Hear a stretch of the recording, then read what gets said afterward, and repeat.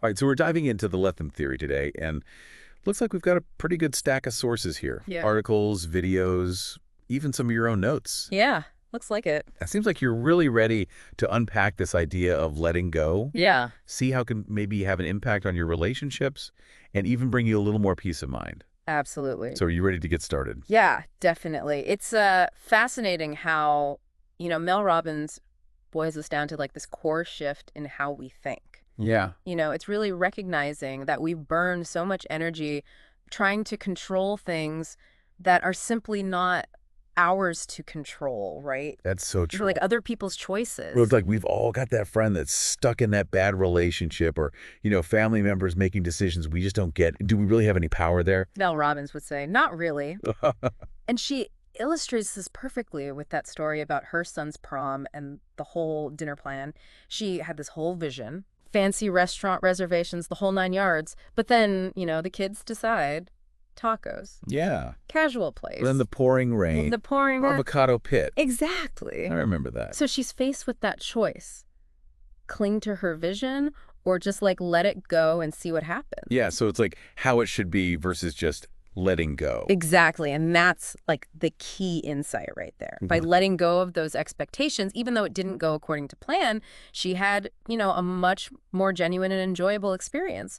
Sometimes the best memories come from the unexpected, right? Absolutely, but then that begs the question, why do we even try to control others in the first place? Right. What's the psychology behind that need? That's where things get really interesting. Okay. Mel Robbins suggests it's often rooted in anxiety, maybe a fear of the unknown, or even this like misguided sense of love and responsibility. If we look at it through the lens of attachment theory, which explores, how our early bonds shape our relationships, we can see how that fear of abandonment or need for validation might fuel these like control patterns. That makes sense. Like when parents push their kids towards certain careers, relationships, thinking they're protecting them, Right. Mel Robbins talks about that a lot. It's a classic example of the illusion of control. Yeah. We think we can orchestrate our loved one's happiness by, steering their choices, but in reality, we might be, hindering their growth and independence. So instead of trying to control that outcome, the let them theory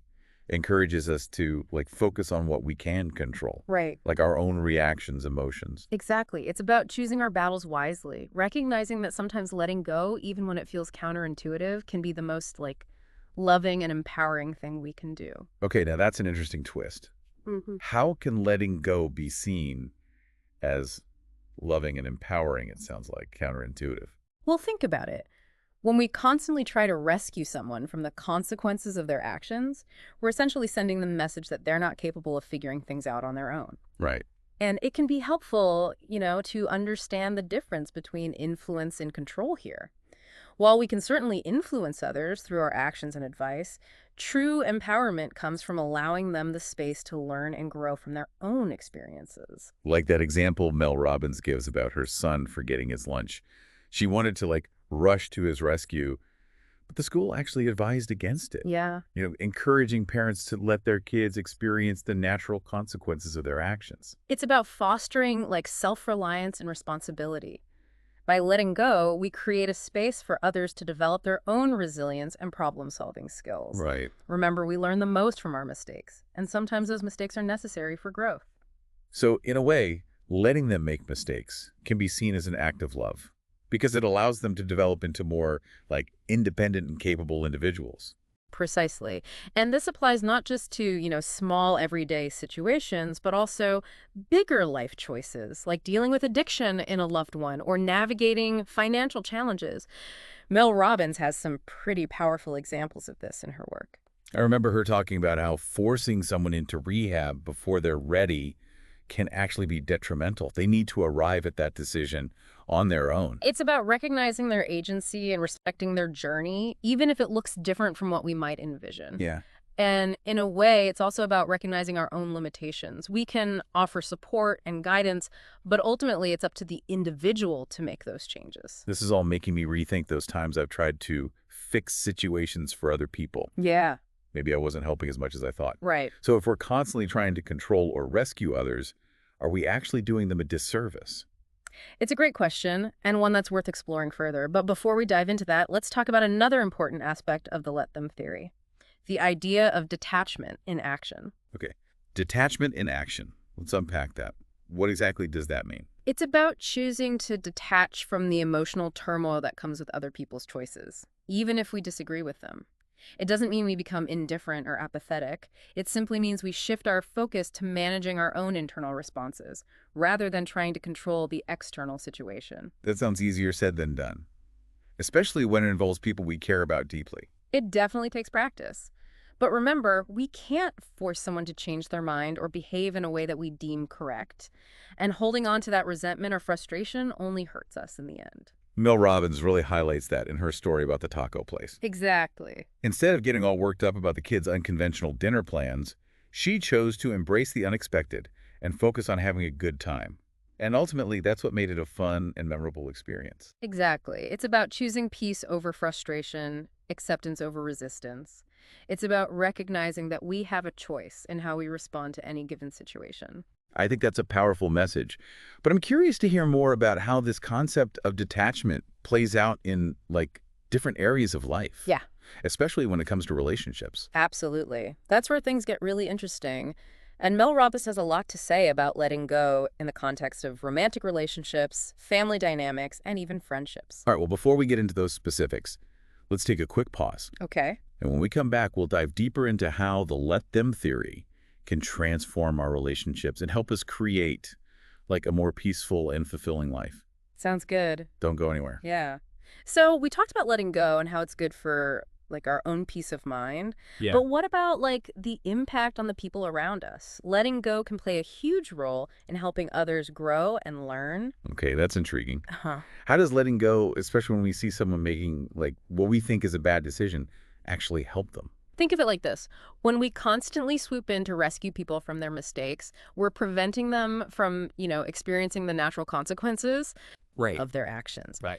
It's those consequences, often uncomfortable as they may be, that provide like the most valuable learning experiences. That makes sense. If we shield people from ever failing, they never really get that chance to build resilience or figure out how to, solve problems on their own. Exactly. It's like we're robbing them of the opportunity to develop these crucial life skills. Mel Robbins has a great analogy here. Okay. She compares it to like letting a butterfly struggle out of its cocoon. Right. If you try to help it, break open the cocoon, you'll actually weaken its wings, making it unable to fly. Wow, that's a powerful image. So by letting go, we're actually giving people the space to develop their own, like, strength and resourcefulness. Precisely. And it's not just about actions, it's about letting people be themselves, even if it clashes with our own ideals or preferences. Yeah, And this can be like particularly challenging in relationships. definitely. It's that whole idea of accepting people for who they are, not who we wish they were. Mm. And it's easy to, like, fall into the trap of focusing on someone's potential. Right. But that often leads to disappointment and even, like, resentment. Mel Robbins really drives this point home with her like relationship examples. She talks about how trying to mold someone into this idealized version we have in our heads is a recipe for disaster. Yeah. It's essential to ask ourselves, are we truly in love with the person in front of us, or are we in love with the potential that we see in them? Ooh, that's a tough question, but an important one. Yeah. If we're constantly trying to change someone, it sends the message that they're not good enough as they are. And that can be incredibly damaging to a relationship. It erodes trust and intimacy, Yeah. creates a dynamic where one person feels constantly judged and the other feels frustrated and unfulfilled. So how do we shift that dynamic? How do we move from, like, trying to control to truly, accepting someone for who they are? Well, it starts with recognizing our own patterns and motivations. Why do we feel the need to change this person? Right. Are we projecting our own insecurities or unmet needs onto them? Yeah. Mel Robbins talks about this in the context of jealousy. Yeah. It's a common emotion, but oftentimes it masks like a deeper fear of not being enough or, a need to control our partner's behavior. She gives, like, some really relatable examples, like feeling threatened when your partner spends time with friends without you, or feeling jealous of their time with, kids from a previous relationship. And she suggests that instead of trying to restrict our partner's actions, we can choose to focus on cultivating our own sense of security and self-love. Okay. This might involve exploring like our own interests and passions, nurturing our friendships or engaging in activities that bring us joy and fulfillment. So it's about shifting our focus from what we feel we're lacking Yeah. to what we already have, and like trusting that our partner's need for space doesn't diminish their love for us. Exactly. It's about embracing abundance rather than scarcity in relationships. Yeah. And it's about recognizing that true love is about acceptance, not control.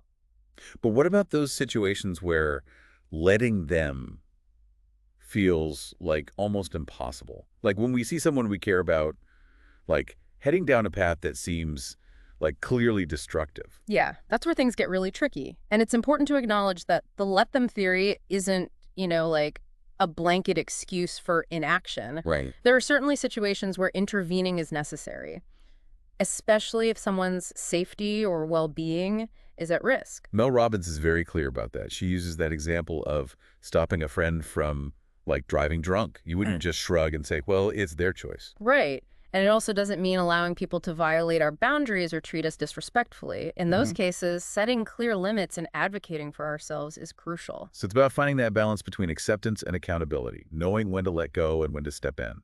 Exactly. And it requires, a lot of discernment, self-awareness, and a willingness to, like, challenge our own assumptions.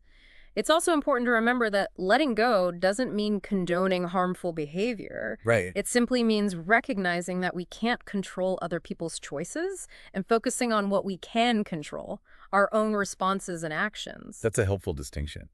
So Yeah. how do we like navigate those tricky situations where letting them might feel like, we're abandoning them or enabling their destructive behavior? Well, first and foremost, it's crucial to prioritize like our own safety and well-being. We Right. can't pour from an empty cup, and if someone's behavior is consistently, draining us or putting us at risk, setting boundaries is essential. Yeah. This might involve limiting contact, refusing to engage in certain conversations, or even removing ourselves from the situation entirely. Right. That makes sense. Yeah. We can't force someone to change, but we can choose to like protect ourselves from the negative impact of their choices.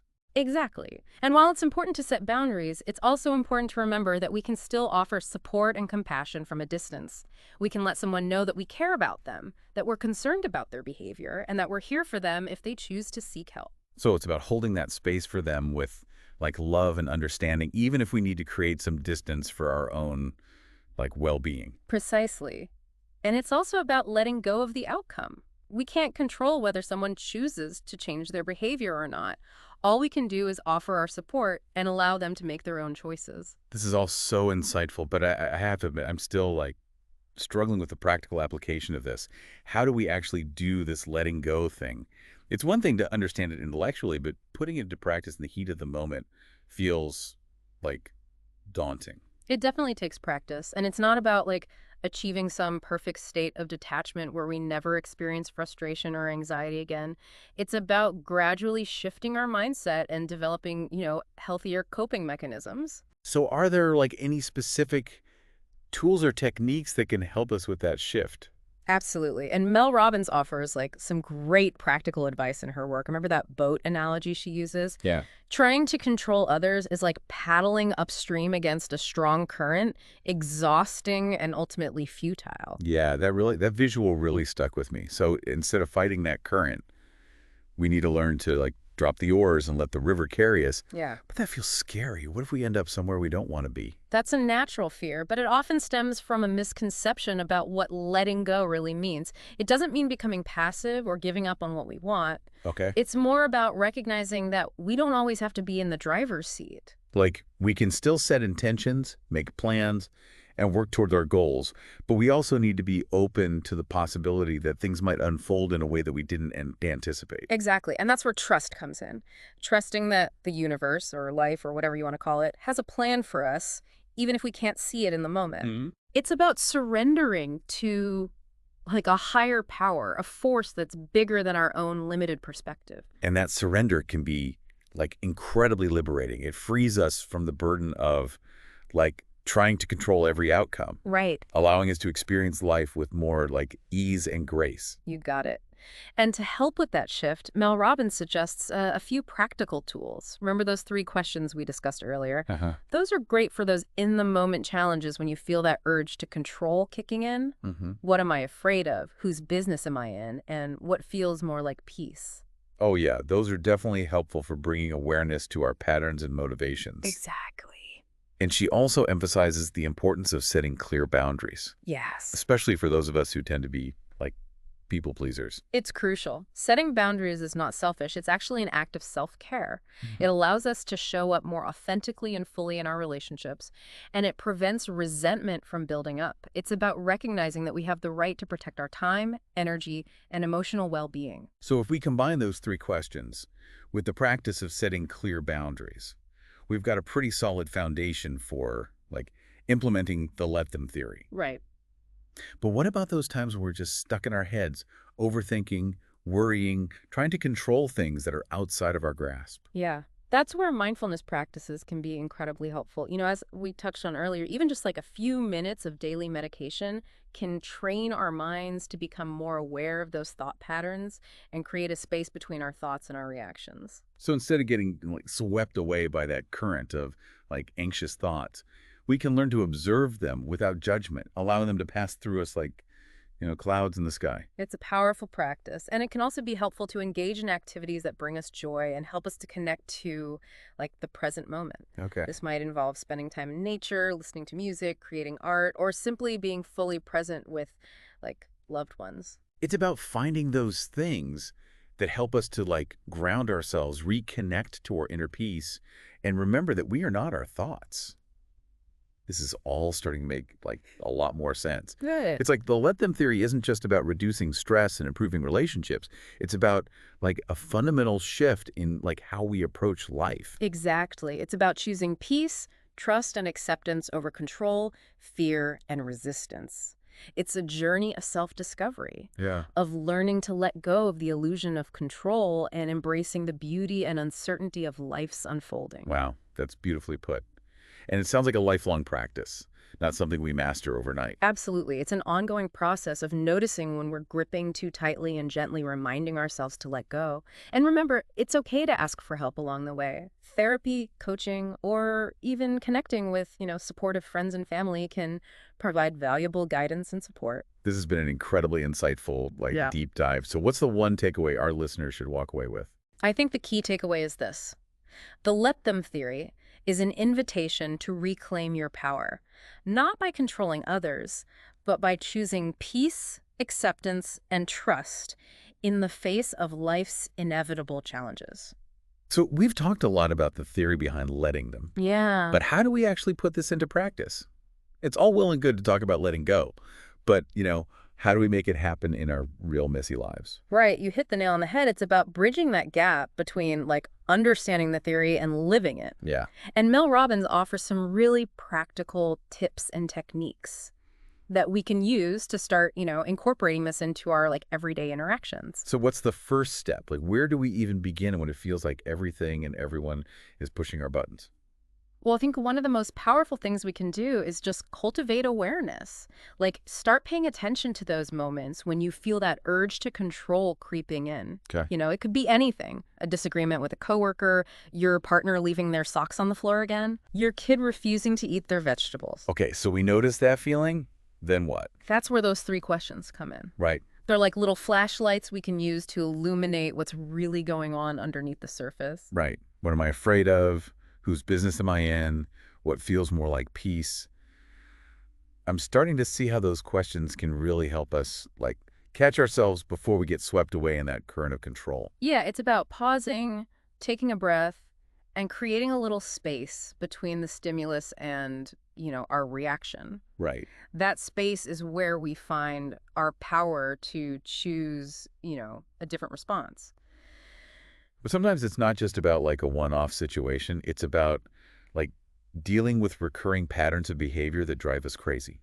Like a family member who's constantly asking for money, or a friend who's always dumping their emotional baggage on us. That's where setting boundaries comes in. Mel Robbins is a huge advocate for boundaries, Oh. especially for like people pleasers who struggle to say no. It's not about being mean or shutting people out. It's about protecting our own well-being Right. and creating like healthy dynamics in our relationships. Yeah, it's interesting because she talks about how setting boundaries can actually be an act of love Right. by clearly communicate like our limits. We're giving people the opportunity to, respect those limits, and we're preventing resentment from building up on our end. Exactly. And remember, setting boundaries is an ongoing process. It's Yeah. not like a one-time conversation. It's Mm. about consistently, reinforcing those boundaries Right. and holding ourselves accountable for maintaining them. This all makes so much sense, but I have to admit, it feels like there's like this huge gap between the intellectual understanding of the let them theory and the actual experience of like letting go. Yeah. Absolutely. It's a journey, not a destination. And it requires, a willingness to experiment, to try different techniques and to see what works for you. So besides like those 3 questions in setting boundaries, Yeah. are there any other tools we can add to our letting go toolbox? Well, I think mindfulness practices can be incredibly helpful in this process. Okay. Meditation in particular can help us to train our minds to become more aware of, our thoughts and emotions without getting swept away by them. Right, it's like building that muscle of detachment, right? Exactly. The more we practice, observing our thoughts and feelings without judgment, the easier it becomes to detach from that emotional roller coaster Yeah. that often comes with, trying to control others. I've tried meditation before, and I always struggle to like quiet my mind. Any like tips for a beginner? Don't worry, it's a common experience. Yeah. Start small, maybe just like 5 minutes a day, and focus on your breath. There are also some great like guided meditation apps out there that can help you get started. Okay, that's a good idea. So mindfulness can help us with that, like internal letting go. Right. But what about the external stuff? Yeah. Like when we're faced with a situation that just like triggers our control freak tendencies. Well, one thing that can be helpful is to kind of shift your perspective. Okay. Instead of focusing on what you can't control, ask yourself, what can I learn from this situation? Okay, that's a good one. It's Yeah. like taking a step back and like looking at the bigger picture. Like, is there a lesson here for me? Is this an opportunity for growth? Precisely. And sometimes it's simply about finding a healthy outlet for our emotions. Go for a run, listen to music, talk to a friend, do something that helps you to release that, pent-up energy and frustration. Yeah, I love that. It's like giving ourselves permission to like feel our feelings without letting them dictate our actions. You got it. And remember, this whole process of letting go is about self-compassion. Be patient with yourself, celebrate small victories, and don't beat yourself up when you inevitably slip up. This has been such an eye-opening conversation. I feel like I have like a whole new framework for like approaching relationships and navigating like challenging situations. I'm so glad to hear that. And remember, it's not about like striving for some unattainable ideal of like perfect attachment. It's about progress, not perfection. Right. The more we practice these principles, the more we'll find ourselves, naturally letting go of that need to control and embracing the freedom that comes with like acceptance and trust. So to our listener, I want to say this. Give yourself permission to let go.